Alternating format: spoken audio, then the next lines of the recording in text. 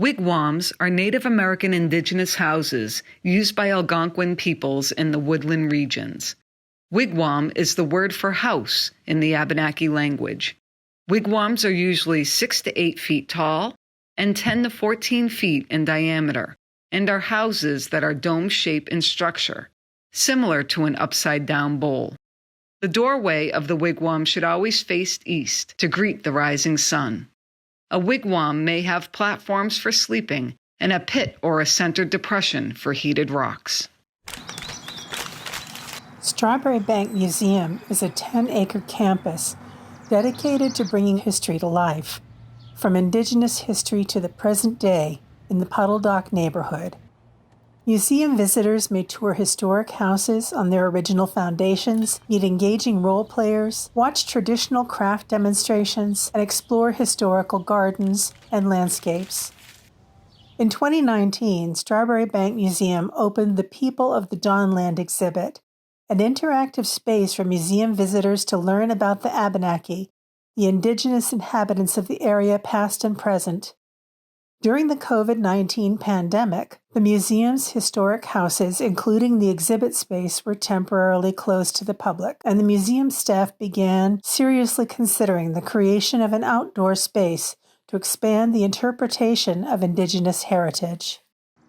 Oral histories tell us that Abenaki people came to this area, now known as Puddle Dock, to set up seasonal communities for hunting and fishing. Archeological evidence, including stone tools and ceramic fragments, confirm the presence of indigenous people over more than 10,000 years. Most significantly, the 2015 discovery of a soil stain that archaeologists call a post mold suggested that there may have been a wigwam in this general location. The internal frame of a wigwam is made from young red maple or swamp maple saplings. However, red willow can be used. They need to be trimmed of branches and without defects. They also have to be supple enough to bend and form the curved shape, but strong enough so that the sapling can withstand the construction process. Once the frame is constructed, it is tied together in order to ensure a secure structure. A wigwam would typically be covered with birch bark, red oak bark, or elm bark. However, the structure at Strawberry Bank has been left uncovered for now, so visitors can look at the internal structure.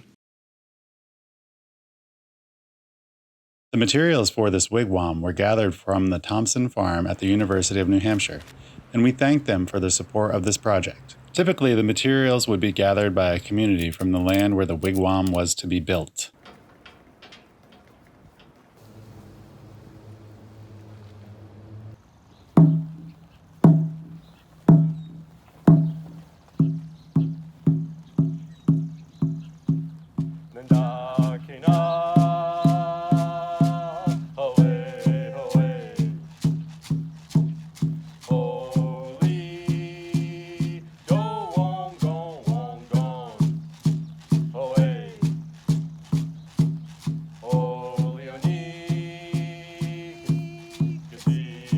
First, a level site is selected for the wigwam, ensuring the ground is not too soft, that it will not hold the saplings, and also that it does not have bedrock too close to the ground surface.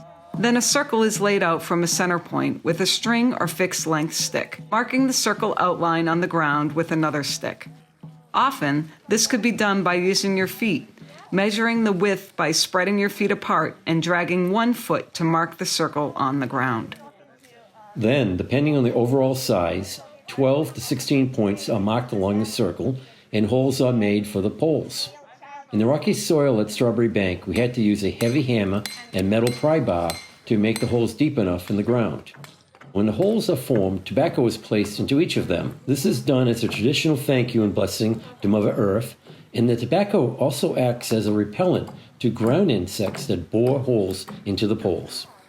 After selecting the saplings, which should be straight, no thicker than 2 inches in diameter, and with no branches, they can be placed standing in the ground.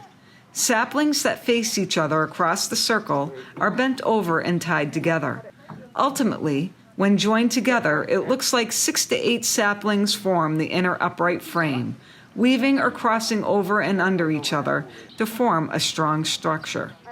Then it is time to add the 4 horizontal side bands. These are lashed around the dome-shaped upright frame in equally placed bands around the circumference of the wigwam. The 2 lower bands create the entrance by leaving the space open between the 2 eastern-facing upright poles.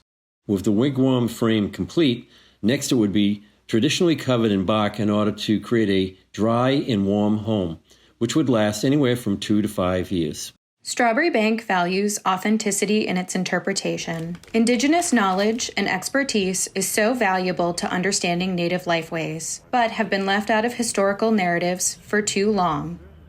So, it was important for Strawberry Bank staff to collaborate with Indigenous leaders on this project, continuing the relationships developed during seasonal events and programming, and in the creation of the People of the Dawnland exhibit. Indigenous New Hampshire Collaborative Collective is a grassroots movement of community members from diverse cultural backgrounds working to reframe New Hampshire's heritage through a decolonial lens. We do not speak on behalf of Indigenous peoples. We stand in solidarity with Indigenous peoples. Collaborations such as the Wigwam building at Strawberry Bank are the foundation of our educational work. You can learn more about INHCC at our website, indigenousnh.com, or by following up on Facebook, Instagram, or Twitter.